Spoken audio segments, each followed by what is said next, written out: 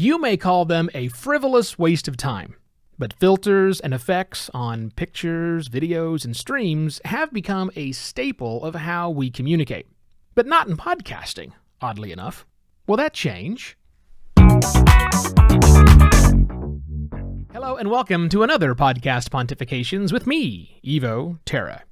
Hashtag no filter, because it's really hard to apply filters to audio. Well, okay, that's not true. I mean, there are lots of filters on what you're hearing right now. But if you hear the filters I put on my audio, I did a bad job. Now, that's not true for those who apply filters to things like Instagram, TikTok, even Twitch streams, right? Those filters need to be seen. They are done on purpose to fundamentally change things, and everybody knows, likely by and large, that they have been added. Those are fun filters for those things. Where are the fun filters in audio? We don't really have them. I mean, we can. As podcasters, if we want to change the sound of our program, of our vocal tracks, of the music, of the effects, whatever, we can do that. We can do that with the tools we have at our disposal. But the tools we have at our disposal right now to do that sort of filtering on our audio are kind of blunt instruments. They can, if I want to pitch my voice up, I could do that. If I wanted to pitch my voice down, I could do that. I can make EQ adjustments and changes around to change the tone and timbre is wood, timbre of my audio. I can do that, but oftentimes when I do that, it's starting to mask or muffle what's being said. It's just not as easy to understand once filters have been applied. And that's a big challenge in the audio world. We strive for clarity first and foremost. If you can't hear the words being said, if the dialogue makes no sense, then it's not an enjoyable experience. And the tools we have right now to change our voice are, well, I mean, just think of the last time, which might have been a long time, when you've heard someone on television when they've masked the voice and it just sounds all garbled and confused. Well, we don't want that in audio. Nobody wants to listen to that. That's not fun. That's not really a fun thing to do. We don't have that fun filter for our audio to really change the way that it sounds. Now, if you've ever tried to recreate that filter that you like when you're sharing things on Snapchat or TikTok or whatever else, if you try to recreate those filters, which you can do with one click on Photoshop, you will spend a very long time. Even if you know what you are doing in Photoshop, you will still spend many minutes, double-digit minutes at least, making something, recreating that filter inside of a pro tool like Photoshop. That's another big challenge we face, because the professional tools we have to make podcasts, our DAWs, digital audio workstations, also have lots of bells and whistles. We can do things, but it just takes too long to apply those fun filters.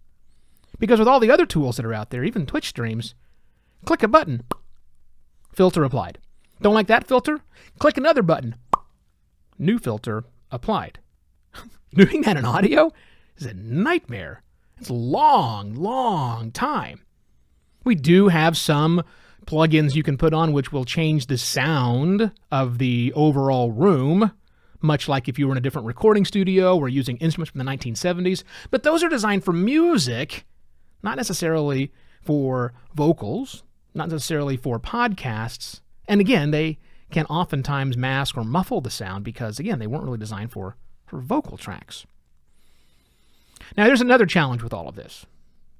When you start thinking about this, look at all of the videos or clips or whatever you've seen on Instagram when you're scrolling through your feed.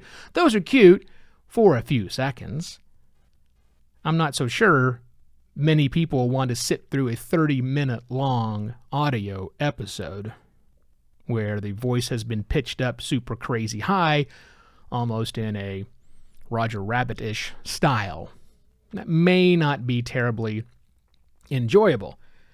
And that's because when you're adding filters to something, it needs to add something. Not just make it weird, although there's a case for that, I suppose, but you don't really have to have a purpose, I think, but it should transform the audio. There should be a big difference with filter and without filter. When we're applying these crazy, weird, bunny ear type stuff on a video or a picture, same thing on audio, it needs to transform it. It needs to make it fundamentally different, but in a way that makes it enjoyable for a longer form content. Unless that's the problem, unless that's the big holdback here. Maybe there are ways to apply these filters quickly, one touch to change everything about it, but it needs to be done on a much shorter format. Think Snapchat or TikTok versus YouTube. One's designed for a really, really short form video where those filters and effects are often seen, less so on the other, the longer form content. Now, there are already lots of different small format, small audience as well, kind of podcast adjacent players and apps which will allow you to do more interesting, cool, and quirky stuff. People are just starting to break the surface of this right now, truly experimenting with the creativity, oftentimes just using for the mobile phone that's in our pocket, which, by the way, is the staple of everything I just mentioned, at least from Instagram and TikTok and those things. Twitch, a little bit different. We've been trying for years now to make mobile phones a viable way to make a podcast. And while you can make a podcast episode with a mobile phone, let's face it, they just don't sound all that great. But that's because perhaps we've been trying to do something long form. Maybe the short form factor is real. And maybe that short form factor needs something like these one-touch filters, these one-touch effects, to really transform it into something that's not just a 15-second clip of audio. It's a 15-second clip of someone's produced audio with a bunny wearing rose-colored glasses. I don't know what that looks like. It's hard for me to explain it. It's hard for me to understand it. But I do think there's an opportunity, especially with the class of people who are really attracted to these short-form video and picture sharing services. Think there's an opportunity to do something like that with podcasting. What that opportunity looks like, just don't know. But the wild things we might see at some point in time in the future. Now, speaking of wild things in the future, I envision this. I envision you right now firing up your email client or going to your direct messages or whatever the equivalent is in the tool that you are used to and sending one person a specialized note that says, "Hello, specialized person. I would like to let you know about this podcast called Podcast Pontifications. It's all about the future of podcasting, philosophical rants and ramblings about the future of podcasting, only done in around 10 minutes. Would you please listen? That would be awesome if you would please share the show with someone." No filter. Did I mention hashtag no filter?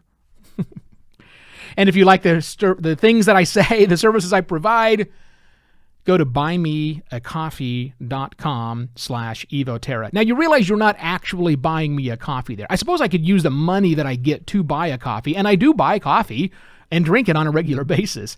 But buymeacoffee.com/evoterra is where you can go to show your support for the program.